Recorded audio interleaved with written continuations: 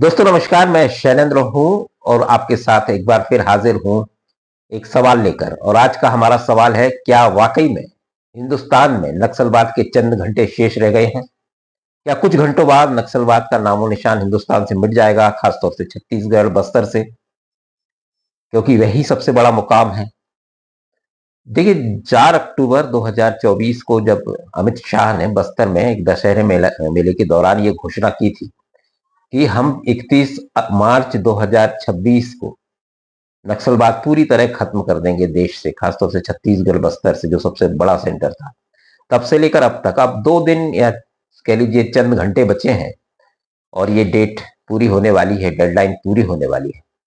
और अगर हम जमीनी कार्रवाइयों को देखें और वर्तमान जब मैं यहाँ बात कर रहा हूँ आपसे, इन परिस्थितियों का आकलन करें हम, तो ये वाकई में लगता है कि जमीनी स्तर पर नक्सलवाद खत्म होने के कगार पर है, खासतौर से बस्तर में। जिस तरह से पिछले 1.5-2 सालों में सरेंडर हुए हैं और जिस तरह से बड़े नक्सली लीडर मारे गए, जमीन पर नक्सलवाद काफी कमजोर हो गया है। और आज की डेट में जब मैं आपसे बात कर रहा हूं कि एक आकलन ये है कि वहां से 50 से 60 नक्सली शेष रह गए हैं, और वो भी उनमें भी कोई बड़ा नक्सली लीडर नहीं है, लीडरशिप पूरी तरह खत्म हो चुकी है। तो इस तरह से कहा जा सकता है कि नक्सलवाद, इसमें कोई शक नहीं है कि जो ऑपरेशन के तौर पर है या जो मुठभेड़ के तौर पर या हिंसा के तौर पर या सुरक्षा बलों पर हमले के तौर पर, लेवी वसूलने के तौर पर, नक्सलवाद का जो स्वरूप था वो अब वैसा नहीं है और ना रह जाएगा आने वाले दिनों में। तो इस लिहाज से अगर हम देखें, आकलन करें, तो ये तय है कि 31 मार्च नहीं, भले ही उससे थोड़ा बहुत ज्यादा है, कम, लेकिन कह सकते हैं कि नक्सलवाद जमीन पर उस फॉर्म में खत्म हो गया, कम से कम जिस फॉर्म में वो पिछले 3 या 4 दशक से बस्तर में सक्रिय था। तो हथियारों के तौर पे हम ऐसे कह सकते हैं, मिलिटेंट जो कह ले हथियारबंद नक्सली है, वो निश्चित रूप से खत्म होने के कगार पर है, क्योंकि चंद गिने चुने बचे। लेकिन यहाँ सबसे बड़ा सवाल है कि क्या वो विचारधारा भी खत्म हो जाएगी, क्योंकि इसकी जड़ में विचारधारा है। क्योंकि नक्सलवाद को का विश्लेषण कह लीजिए या नक्सलवाद का आकलन बड़े गलत तरीके से किया जाता रहा। इसको कानून और व्यवस्था का मसला माना जाता रहा, जबकि ये सामाजिक मसला था या है अभी। तो ये विचारधारा क्या खत्म होगी? बड़ा मुश्किल है, क्योंकि ये जो विचारधारा है वो एक जो कॉन्सेप्ट है, समान अधिकार, समाज में सब सम रहे, ये वामपंथ से निकल कर आई हुई विचारधारा है, माओवाद से निकल कर आई हुई विचारधारा है। तो ये इस पर कैसे कंट्रोल करेंगे? क्योंकि ये विचारधारा, अब ये कहा जा रहा है कि अगर कुछ नक्सलियों ने सरेंडर किया, खासतौर से पापा राव ने पिछले 4-5 दिन पहले, तो उसने अपने इंटरव्यू में ये बात कही है कि हम विचारधारा नहीं त्याग रहे हैं, हथियार त्याग रहे हैं और संविधान के दायरे में रहकर अपनी लड़ाई लड़ेंगे, जड़ जंगल और जमीन की जो आदिवासियों के हक हैं उनके लिए लड़ते रहेंगे, और जहां आंदोलन करना होगा आंदोलन करेंगे, लेकिन एक संविधान के दायरे में और एक सामाजिक तरीके से, व्यवस्था के तहत। तो ये तो तय है कि ये लड़ाई अभी खत्म हुई नहीं है, लेकिन हाँ, इसका स्वरूप बदला है। अगर नक्सलवाद की हम पूरी जड़ देखें, अगर हम पूरे इसके इतिहास को समझने की कोशिश करें, और हमको समझना ही पड़ेगा अब जबकि चंद घंटे बचे हैं, कि ये कैसे पनपा। अगर इसके पनपने की पूरी कहानी और इसके विस्तार लेने की पूरी कहानी, और एक जब ये पीक पे पहुंचा तो उसकी पूरी कहानी 30-40 सालों की, 40 सालों की, अगर हम उसको समझेंगे तो हमको समझ में आएगा कि ये क्या आंदोलन था और कैसे ये बढ़ा, और भविष्य में ऐसे आंदोलन या ऐसी हिंसक एक विचारधारा नहीं पनपेगी, इसकी क्या गारंटी है। तो इसमें हमको थोड़ा पीछे जाना पड़ेगा, क्योंकि मैं छत्तीसगढ़ में काफी रहा हूं, और जब नक्सलवाद वहां पीक पर था, 2010 से लेकर 2015 तक जो नक्सलवाद का पीक माना जाता है, वो मैंने छत्तीसगढ़ में गुजारा। और वहां एक प्रमुख समाचार चैनल में था, तो मैं सीधे इस घटना, जितनी भी घटनाएं हुई नक्सलवाद की बड़ी, उनसे जुड़ा हुआ था, उनका आकलन हम लोग करते थे, और उसको बहुत करीब से मैंने देखा है, जगदलपुर से लेकर रायपुर तक। तो मैं उस लिहाज से एक स्टूडेंट के नाते, नक्सलवाद की हिंसा को कह लीजिए, नक्सलवाद के एक स्टूडेंट के नाते जो मैंने अध्ययन किया, उसके उस अनुभव के आधार पर मैं बात कर रहा हूँ। और मैं 1-2 एपिसोड में इसको पूरा अपना, मेरा जो नजरिया उसको समझाने की कोशिश करूंगा। तो हमको इसमें इतिहास में जाना पड़ेगा कि छत्तीसगढ़ में आखिर नक्सलवाद आया कहां से और कैसे आया, और उसकी वजह क्या थी। तो हमको थोड़ा पीछे जाना पड़ेगा, हमको 1960 में जाना पड़ेगा। बहुत शॉर्ट में मैं बताने की कोशिश करूंगा, इस पूरी कहानी को समझाने की कोशिश करूंगा। 1960 में बस्तर में, जो बहुत दूर दराज का इलाका था, जब मध्य प्रदेश हुआ करता था, तो भोपाल से तो उसकी दूरी आप जानते ही हैं, बहुत दूर था। और प्रशासनिक अमला कह लीजिए या आधिकारिक पकड़ कह लीजिए या राजनीतिक रुचि कह लीजिए, वहां बहुत कम थी, और गरीब आदिवासी लोगों का वहां पर रहन सहन, लेकिन खनिजों के मामले में और वनोपज के मामले में बहुत समृद्ध इलाका बस्तर, काफी बड़ा इलाका। तब 1960 में वहां एनएमडीसी आई, नेशनल मिनरल डेवलपमेंट कॉर्पोरेशन। उसको काम दिया गया बेला डीला की खदानों में लौह अयस्क निकालने का। लौह अयस्क वहां बड़ी मात्रा में और अभी बड़ी मात्रा में निकाला जाता है, और बहुत अच्छा खनिज, उसकी क्वालिटी। तो वहां से जब वो खनिज का काम शुरू हुआ बेला डीला में, तो वहां के आसपास के आदिवासियों को हटाया गया, विस्थापित किया गया, क्योंकि वो जरूरी था वहां खनन के लिए। तो ये लड़ाई एक प्रकार से हम कह लीजिए सीधे सीधे नहीं, लेकिन एक वजह जरूर बनी आगे चलकर, जो आधार पड़ा नक्सलवाद का। वहां बहुत से बाहर के लोग आए, महाराष्ट्र से आए, बंगाल से आए, और भी जगह से लोग, बड़ी संख्या में कर्मचारी आए, जो वर्कर थे वो आए। तो वो एक सांस्कृतिक समस्या वहां पैदा हुई बाहर के लोगों की और स्थानीय आदिवासी, जो काफी सीधा साधा था। तो वहां एक तो हटाया गया, उनको विस्थापित किया गया, मुआवजे को लोग असंतोष था। और एक भावना होती है आदिवासियों की, जो टेंडेंसी होती है, अपनी जमीन से कटना उनके लिए बड़ा मुश्किल होता है, अपने जंगल से कटना बड़ा मुश्किल होता है। तो वो वहां से समस्या खड़ी हुई। फिर उसके बाद बाहर के लेबर, बाहर के ठेकेदार और जो सीधे साधे आदिवासी थे, यौन अपराध होने शुरू हुए। तो इसकी एक बड़ी लंबी कहानी है, 4 5 6 साल की। एक बाहर का आदमी इंजीनियर वहां आता है, 3 3 आदिवासी लड़कियों को रख लेता है, शादी कर लेता है। तो एक ऐसे करके एक कुंठा भरती गई आदिवासियों, काफी बड़ी संख्या में। फिर सरकारी अमला था, तहसीलदार हो, फॉरेस्ट गार्ड हो, इनके अत्याचार। एक तरह से ये निश्चित है कि जो फॉरेस्ट लॉ है वो कहीं से भी आदिवासी को सपोर्ट नहीं करता था। वो सब चीजें मिलके वहां पर बगावत की भावना पनपी या गुस्से की भावना पनपी। तो ये 1960 से 1970 के बीच ये चला, एक नाराजगी वहां जम गई थी। इसी बीच 1967 में पश्चिम बंगाल के नक्सलबाड़ी में एक नक्सलवाद आंदोलन खड़ा हुआ, जिसमें चारू मजूमदार और कानू सन्याल जिसके मुख्य नेता थे, 4 लीडर थे। दो के नाम और मैं कनेक्ट नहीं कर पा रहा हूँ। तो चारू मजूमदार खास तौर से इंटरेस्ट लेते थे नक्सलवाड़ी में। चाय बागान में ये आंदोलन खड़ा हुआ, एक विचारधारा खड़ी हुई, और उसका असर पूरे देश में गया, वामपंथ के तौर पर, वामपंथी विचारधारा के तौर पर। और उसका एक केंद्र बना हैदराबाद, जो तेलंगाना, वर्तमान तेलंगाना के लिए आंध्र प्रदेश का हिस्सा हुआ करता था। खम्मम डिस्ट्रिक्ट हो और 4 5 करीमनगर, और वो 4 5 जिले हैं जो बस्तर से लगते हैं। वहां पर ये विचारधारा फैली, खासतौर से हैदराबाद की उस्मानिया यूनिवर्सिटी में। ये छात्रों के बीच लोकप्रिय हुई विचारधारा, एक छात्र आंदोलन जैसा खड़ा हुआ।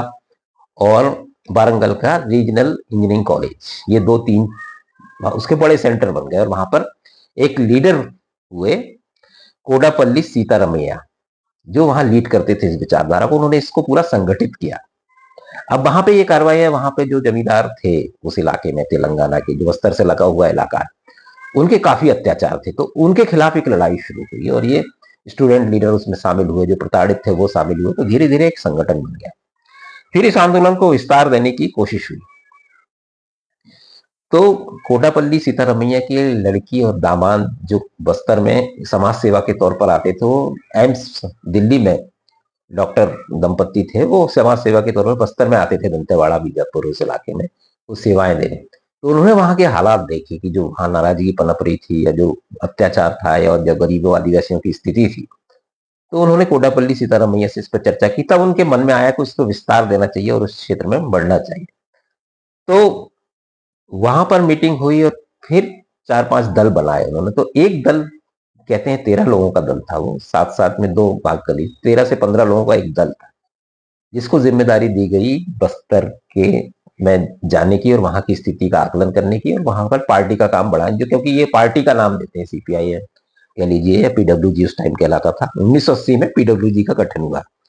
तो ये पीडब्ल्यूजी के थ्रू ये पीपुल्स बार ग्रुप, कोडापल्ली सीतारमैया ने इसको नाम दिया। तो ये वहां से 13 लोग, ऐसा कहते हैं, आए। उनमें गणपति भी शामिल थे, वासवराजू भी शामिल थे उन पहले 13 लोगों में, ऐसा कहा जाता है। हालांकि इसकी ऑथेंटिक जानकारी नहीं है। गणपति अभी भी जिंदा है और अभी ना पकड़े गए हैं और ना उन्होंने सरेंडर किया है। कहते हैं वो नेपाल में है, वही एकमात्र लीडर जो बचे हैं, लेकिन उनकी उम्र 75-78 के साल के करीब है और वो सक्रिय नहीं है, ऐसा क्या कहा जाता है। तो उन 13 में वो भी शामिल। तो ये 13 लोग आए। फिर ये दंतेवाड़ा, बीजापुर और बस्तर के नीचे सुकमा के इलाके में उन्होंने गांव-गांव में संपर्क करना शुरू किया। तो पहले तो इनको स्वीकार नहीं किया, इनको डकैत माना गया, ये देवी माना गया इनको, लेकिन इन्होंने धीरे-धीरे पहले फॉरेस्ट गार्डों को सजा दी उन्होंने। कुछ एक दो फॉरेस्ट गार्ड जो तंग करते थे, तो एक दो गांव में लोगों का विश्वास जीता, वहां खाना पीना मिलने लगा उनको। वहां से धीरे धीरे ये बढ़ना शुरू हुआ। फिर कुछ तेंदुपत्ता ठेकेदारों को मारा, तो ये सार्वजनिक सजाएं देने शुरू की, तो गांव में सपोर्ट बढ़ने लगा, क्योंकि नाराजगी तो थी। एक उनको लीडरशिप मिली आदिवासियों को इनके तौर पर, ये 13 लोगों को। तो ये वहां से बढ़ना शुरू हुआ। और ये अगर हम 1980 से 2000 की बात करें तो ये धीरे ऐसे चलते रहा और 2000 तक इन्होंने बहुत बड़ा जन समर्थन हासिल कर लिया। और अपने छोटे छोटे ग्रुप, एरिया कमेटी और कह लीजिए या डिविजनल कमेटियां, ये सब ऐसे उनका जो स्ट्रक्चर है पूरा, मैं उसमें विस्तार में नहीं जाऊंगा, वो खड़ा कर लिया। और उसको एक तरह से मुक्त क्षेत्र, जो नक्सलियों की भाषा होती है कि लिबरल एरिया जिसको कहते हैं, दंडकारण्य, जिसमें तेलंगाना का कुछ क्षेत्र था और पूरा बस्तर, वो गढ़चिरौली महाराष्ट्र का, और इधर मलकानगिरी उड़ीसा का। तो ये पूरा एरिया अगर आप समझे तो ये पूरा दंडकारण्य जोन में आ गया। और इसमें इनकी जनताना इन्होंने सरकार बना ली और पूरी तरह ये एक तरह से काबिज हो गए और लोगों का घुसना मुश्किल हो गया। खासतौर से forest department, PWD department, panchayat department जो एक तरह से कट गया ये। अब मध्य प्रदेश था उस टाइम, तो गवर्नमेंट ने उतना ध्यान दिया नहीं, जहां से जानकारियां आ रही थी उसको उतना सीरियसली लिया नहीं, किसी की रुचि नहीं थी उसमें। फिर 2000 में मध्य प्रदेश से अलग होकर छत्तीसगढ़ बन गया। तब ये आंदोलन और तेज हुआ, क्योंकि नई व्यवस्था थी, समझने में देर लगी और फिर ये हिंसक होने लगा धीरे धीरे। तो 2000 से अगर हम 2005 तक की बात करें तो ये काफी हिंसा बढ़ गई।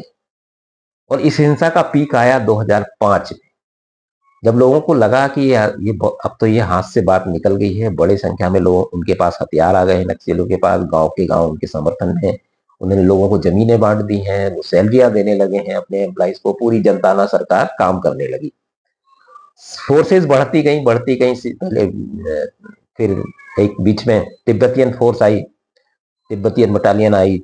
उसने उसने कंट्रोल करने की कोशिश की, लेकिन उस टाइम बहुत हिंसा हुई, उन्होंने आम आदमी को भी मारा। क्योंकि एक समस्या फोर्स के सामने ये थी कि कौन नक्सली कौन ग्रामीण वो पहचान नहीं पा रहे थे, और एक ग्रामीण मारा गया तो फिर उसका उल्टा असर होता था, ऑल फोर्सेस से लोग चिढ़ने लगते थे। इस तरह से जन जो पब्लिक थी, जो आदिवासी, आम आदिवासी था, वो अपना रहनुमा मानने लगा, नक्सलियों को अपना रहनुमा मानने लगा और सरकार से नाराज होकर पूरी तरह कट गया।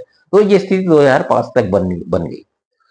फिर एक महेंद्र कर्मा नेता थे जो 2013 में जीरम हमले में मारे गए, वो टारगेट पे थे नक्सलियों के। तो बस्तर टाइगर कहा जाता था, कांग्रेस के बहुत बड़े लीडर थे। उन्होंने एक सलवा जुडूम आंदोलन खड़ा किया, सरकार और फोर्सेस ने मिलकर, क्योंकि बाहर की फोर्सेस वहां काम नहीं कर पा रही थी। तो उसके पीछे कॉन्सेप्ट ये था कि स्थानीय जो ग्रामीण नाराज थे नक्सलियों से, उनको इकट्ठा करना और उनको हथियार देना, जिनको एसपीओ कहा जाता था।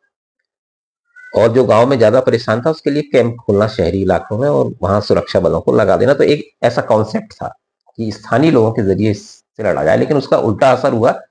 पूरे बस्तर में दो ग्रुप बन गए, एक स्थानीय आदिवासियों के दो ग्रुप, आपस में पब्लिक बढ़ गई, एक नक्सलवाद के साथ और एक अलग, और सबके हाथ में हथियार।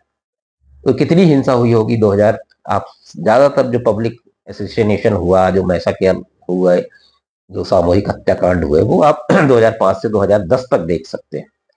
तो ये बड़ी दिक्कत वहां पर हो गई। और फिर 2011 में सुप्रीम कोर्ट ने सलवा जुडूम को ही असंवैधानिक घोषित कर दिया, तो वो बंद हुआ। लेकिन उसने काफी कुछ बिगाड़ दिया बस्तर में, पूरी स्थिति जो नियंत्रण में आ सकती थी वो कंट्रोल से बाहर हो गई।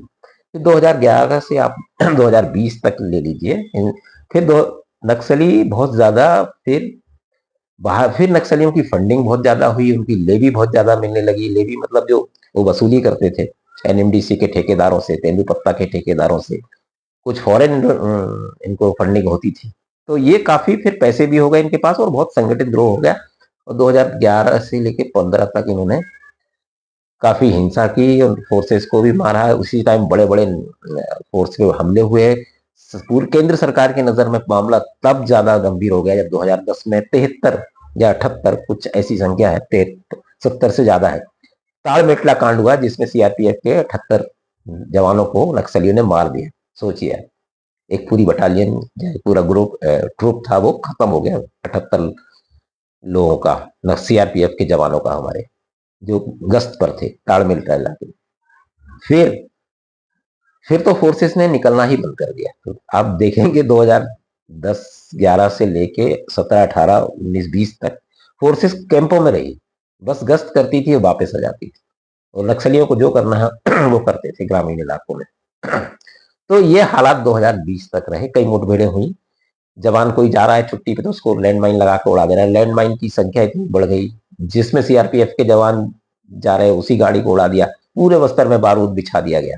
लैंडमाइन से कई लोगों की जाने गई, वो आंकड़ा भी फिलहाल मेरे पास नहीं है, सीआरपीएफ के कितने लोग मारे गए, कितने जवान मारे गए। तो ये पूरा आउट ऑफ कंट्रोल हो गया। उसके बाद कांग्रेस गवर्नमेंट आई 2018 में, 5 साल फिर मेरा तेरा केंद्र वर्सेस राज्य चलता रहा, कुछ नहीं हुआ। लेकिन एक बहुत महत्वपूर्ण डेट आती है 4 अक्टूबर 2024, जब अमित शाह घोषणा करते हैं कि नक्सलवाद को 31 मार्च 2026, अब से कुछ घंटे बाकी, पूरी तरह खत्म कर दिया जाए। तो एक डिटर्मिनेशन था, एक डेडलाइन उन्होंने घोषित कर दी। और सबसे बड़ी बात है इच्छा शक्ति जो उन्होंने दिखाई, और जैसा उनको राज्य को सपोर्ट मिला, केंद्रीय एजेंसियों को। देखिए, सरकार चाह ले तो क्या नहीं हो सकता, ये उसका उदाहरण है। फिर कई एंगल पर इसमें काम हुआ। ऐसा नहीं है कि सरकार सीआरपीएफ या सैनिक बल निकल गए बंदूक लेके बस्तर में और नक्सलियों की लाशें बिछा दी और सब खत्म हो गया, ऐसा नहीं था। क्योंकि ये समस्या वैसी थी भी नहीं, जैसा कि मैंने शुरू में कहा, ये कोई कानून व्यवस्था का मसला नहीं, सामाजिक मसला। तो 3-4 तरह से रणनीति बनाई गई। सबसे पहले आदिवासियों का दिल जीतने के लिए नियम नैनालार जैसे अभियान चले। जैसे आपने, उसका मतलब होता है आपका गांव गांव में राशन पहुंचाना, सड़कें पहुंचाना, स्कूल बनवाना, जो कि नक्सलियों ने उड़ा दिए थे। इस तरह से एक आंदोलन, सामाजिक प्रयास शुरू हुए। दूसरी तरफ फोर्सेस बढ़ाई गई, कैंप बढ़ाए गए, कार्रवाइयां ऑफेंसिव हुई। फोर्सेस, बड़े नक्सलियों को ढूंढ ढूंढ के मारा गया, घेर कर मारा गया। कई मुठभेड़ें हुई, 700 से 800 नक्सली पिछले 1.5 साल में मारे गए। जो नक्सली कभी हावी हुआ करते थे, फोर्स जंगल में निकलने लगी। फिर तो ऐसे एक तरफ आदिवासियों का दिल जीतना, दूसरा नक्सलियों पर कार्रवाई के जरिए दबाव बनाना, और तीसरा जो नक्सलियों है का सरेंडर पॉलिसी जो थी तो सरकार की, नक्सलियों को अपने लोगों के जरिए नक्सलियों तक संदेश पहुंचाना, उनके मतभेदों को का फायदा उठाकर उनको सरेंडर कराना। तो ये 3 तरह के, एक सरेंडर, दूसरा कार्रवाइयां, और तीसरा लोगों के बीच विश्वास। ये 3 स्तर पर जबरदस्त काम हुआ। और आज आप नतीजा देख रहे हैं कि आज मैं जब बात कर रहा हूं तो 31 मार्च तक, और ये पूरी तरह ये तय है, क्योंकि 3 दिन पहले पापा राव, जो सबसे बड़े नक्सली माने जाते थे सक्रिय, वो उन्होंने भी सरेंडर कर दिया। और अब गणपति बस बचे हैं, उनका भी वो सक्रिय नहीं है, जैसा कि मैं कह रहा था। तो लीडरशिप जो है नक्सलियों की 1 साल के अंदर में ही पूरी खत्म कर दी गई। साफ तौर से जब हिड़मा को मारा गया 3-4 महीने पहले, हिड़मा को मारा गया सुकमा में, तो हिड़मा जो आखिरी कमांडर था, उसके मारे जाने से पूरा जो हथियारबंद नक्सली थे, कम से कम उनका हौसला टूटा और उन्होंने सरेंडर करना शुरू किया, या वो चले गए। कर्रे घाटी है, उस पर ऑपरेशन जो गढ़ माना जाता था विशेष, जिसमें नक्सलियों के एस्टेब्लिशमेंट थे बहुत सारे, एक तरह से उनका हेडक्वार्टर था, वहां पर घेर के कार्रवाई की गई। इसमें तेलंगाना की सरकार पे आरोप है कि उसने साथ नहीं दिया। तो ऐसे ये चलता रहा, और हिड़मा के मारे जाने के बाद खासतौर से हथियारबंद नक्सलियों के हौसले टूटे। और उसके बाद पापाराव जब आए तो ये पूरी तरह कंट्रोल में आ गया, ये ऐसा कहा जा सकता है। और ये निश्चित तौर पे कहा जा सकता है कि हथियारबंद नक्सल कम से कम आज पूरी तरह सरेंडर है, या खत्म होने के कगार पर है बस्तर में। लेकिन विचारधारा, क्योंकि देखिए विचारधारा तो जो है वो तो, उसको कैसे, उसमें बहुत सच्चाई भी है कि कितने आदिवासियों में वो किस तरह से, उस पर ध्यान देना होगा कि ये विचारधारा ना पनपे, और पनपे तो कम से कम संविधान के दायरे में रहे। सबको अपनी बात कहने का हक है, लेकिन एंटी एस्टेब्लिशमेंट ना हो, वो एंटी जो हमारी संस्थाएं हैं वो संविधान के दायरे में रहे वो, तो हम कह सकते हैं। लेकिन ये निश्चित तौर पर, अब मैं जो, अगर आपको इसका कंक्लूजन पूरा निकालूं, तो मैंने जिस तरह से आपको पूरी कहानी बताई 1960 से लेकर 2024 तक, और अब ये आखिरी 31 मार्च को अंतिम जो खात्मे की तारीख तो आप समझ सकते हैं कैसे ये पनपा। इसको एक नजर में कह देना कि नक्सली, एंटी नेशनल कह दीजिए आप, चाहे दरिंदे कह दीजिए, चाहे लाल आतंकी कह दीजिए, ये एक न्याय नहीं होगा। एक आंदोलन हम कह सकते हैं, उसके साथ न्याय तो नहीं होगा कम से कम, लेकिन इसको स्वीकार नहीं किया जा सकता क्योंकि इसमें हिंसा बहुत थी और ये संविधान के दायरे में नहीं था, इसलिए इसको स्वीकार नहीं किया जा सकता और इसमें कार्रवाइयां ऐसी होनी ही चाहिए थी जो सरकार ने इच्छा शक्ति दिखाकर की है। लेकिन कहानी दोस्तों अभी खत्म नहीं हुई है। आने वाले कुछ साल निश्चित रूप से बस्तर में देखने वाले होंगे और इसमें सरकार को बहुत सतर्क रहना होगा। जो गलतियां 1960-70 में हुई वो ना हो, तभी ये विचारधारा नहीं पनपेगी फिर से और कम से कम बस्तर का आदिवासी संविधान के दायरे में मुख्य धारा में रहेगा। अगले एपिसोड में मैं जरूर इस पे कुछ और पहलुओं पर नजर डालेंगे हम, जिस इससे जुड़े हुए सामाजिक आंदोलन हो, बड़े नेता हो, चाहे इनका आर्थिक तंत्र हो, नक्सली को, इन 3-4 मुद्दों को समझने की कोशिश करेंगे। फिलहाल दीजिए इजाजत, नमस्कार।